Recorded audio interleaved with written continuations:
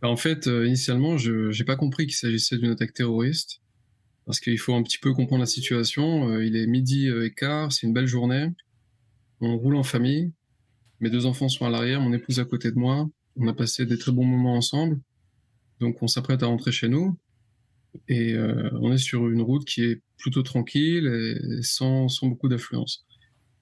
Donc, Lorsque je constate qu'à plus de 30 mètres devant, une voiture palestinienne, je dis bien palestinienne parce qu'elle avait une plaque d'immatriculation blanche et verte, ce qui est caractéristique des voitures palestiniennes, qui est en travers de la route, en train de tourner sur elle-même, ce qui est quand même assez étonnant.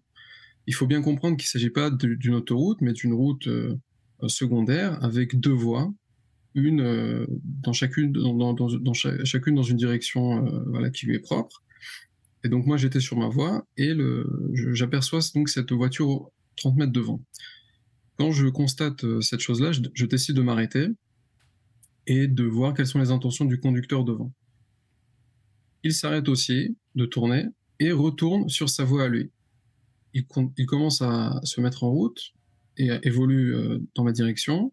Moi j'évolue donc sur ma voie et on est censé se croiser dans quelques secondes et chacun continue sa route. Sauf que 3-4 mètres avant de se croiser, la voiture qui est donc sur la voie d'à côté sort de sa voie pour entrer dans ma voie. Et je me retrouve donc en fait face à une voiture qui roule vers moi et qui me bloque jusqu'à me percuter légèrement au niveau du capot du moteur. À ce moment-là, donc je ne peux plus continuer, donc je m'arrête. Euh, et là, je ne comprends toujours pas qu'il s'agit d'un attentat. Je me dis peut-être qu'il a perdu le contrôle, peut-être qu'il y a un jeune conducteur et quelque chose qui ne va pas.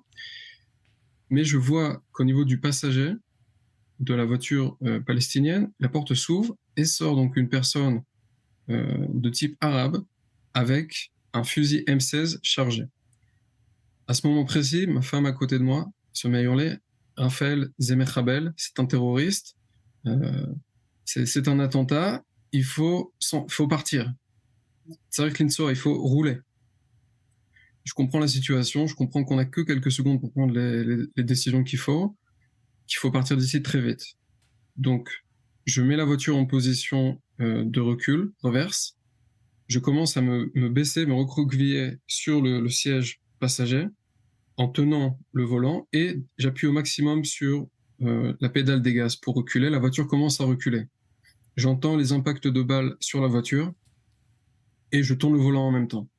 La voiture fait un demi-cercle et part s'encastrer sur la barrière de séparation, de la barrière de protection de la route qui est de l'autre côté, sur l'autre voie. J'entends en même temps un claquement de porte. Le terroriste est déjà remonté dans sa voiture et repart en direction de Shrem. donc Voilà ce qui s'est. ça a été extrêmement rapide, terrifiant, hein, parce que comme vous nous le racontez là, vraiment, on le vit avec vous et vos enfants. Vous avez pensé évidemment à protéger votre famille dans ce court instant. Comment ont-ils réagi tous? Ça a été un moment d'effroi, de peur, très difficile pour tous les membres de ma famille. Mon épouse hurlait, mes enfants étaient affolés à l'arrière quand ils ont entendu le crépitement des balles. Ils ont commencé à baisser la tête. Moi, je ne l'ai pas vu sur le moment parce que j'étais moi-même en train de me protéger. Après, ils m'ont raconté qu'ils se sont protégés comme ça. Euh, Après l'attentat, mon fils aîné de 9 ans m'a pris dans ses bras et s'est mis à pleurer. Euh, il a compris qu'il y avait des personnes, je ne sais pas si on peut appeler ça des personnes, mais en tout cas des individus qui voulaient assassiner sa famille, son père, sa mère, qui ne voulaient pas qu'il rentre chez lui aujourd'hui. Il l'a vu de ses propres yeux.